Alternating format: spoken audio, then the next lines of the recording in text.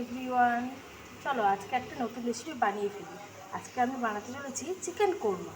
এখানে আমি 400 gram chicken ভালো করে ধুয়ে লবণ, হলুদ আর একটু সামান্য তেল দিয়ে মাখিয়ে রেখে দিয়েছি।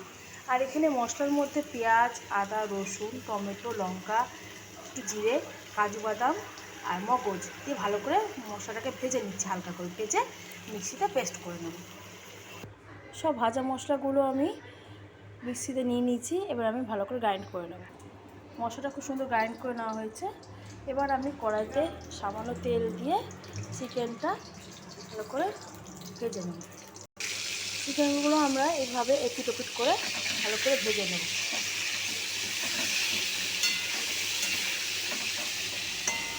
আর এখানে আমি একটু টক দিয়ে নিচ্ছি, টক দিয়েটা ভালো করে ফেটিয়ে নেব।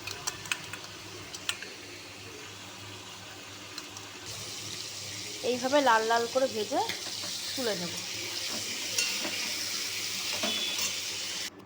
এবার কড়াইয়ের মধ্যে একটা তেজপাতা, একটা শুকনো লঙ্কা আর পেঁয়াজ কুচিটা দিয়ে দেবো। পেঁয়াজ কুচি দিয়ে এবার পেঁয়াজগুলোকে লাল লাল করে ভেজে নেব।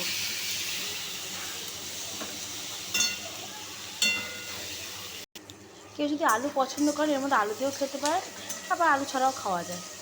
এবার আমি কিছুটা আলু ভেজে রেখেছি, আলু ভাজাটা দিয়ে ভালো করে ভেজে নেব।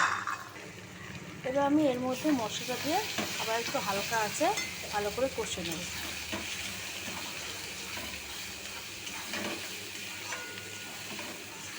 এবার এতে আমি স্বাদ মতো লবণ আর সামান্য একটু হলুদ আর সামান্য একটু চিনি, টেস্টটা কালারটা আনার জন্য দিয়ে দেব।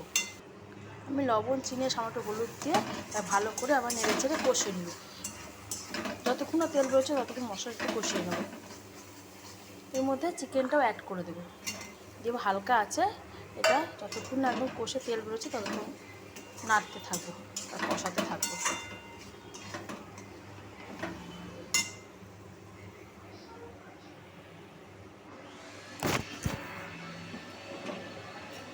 এবার মাংসটা তেল ছাড়তে শুরু করেছে। এবার সামান্য পরিমাণ যত দই তবে কিছুটা আমি দিয়ে ভালো করে আবার একটু কষিয়ে নেব। আর কিছুটা দই রেখে দিলাম, গার্নিশের সময় দেওয়া হবে। আবার এভাবে নেড়ে চেড়ে ভালো করে কষিয়ে নেব।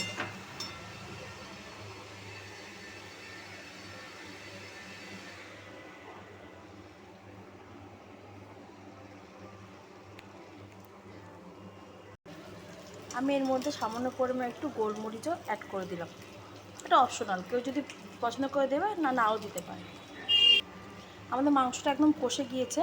এবার পরিমাণ মতো সামান্য জল দেবো যাতে গ্রেভিও থাকে আর আলুটা, মাংসটা তো প্রায় ভাজা সেদ্ধ করাই রয়েছে, সেই আন্দাজে অল্প করে জল দিয়ে দেবো, দিয়ে আমরা গ্রেভিটা বানিয়ে নেব।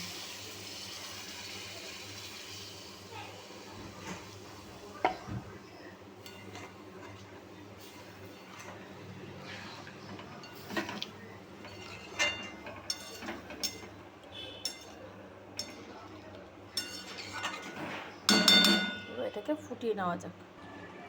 চিকেন মোমোটা প্রায় হয়ে এসছে। এবার এর মধ্যে আমি জায়ফল, জয়িত্রী আর স্টারটা দিয়ে গুঁড়ো করে রাখা হয়েছে মশলাটা দিয়ে দেবো।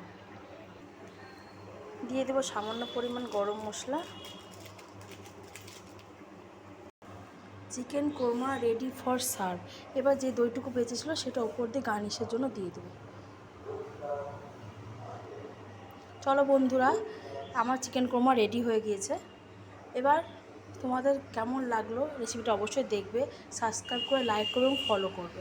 থ্যাংক ইউ, ধন্যবাদ।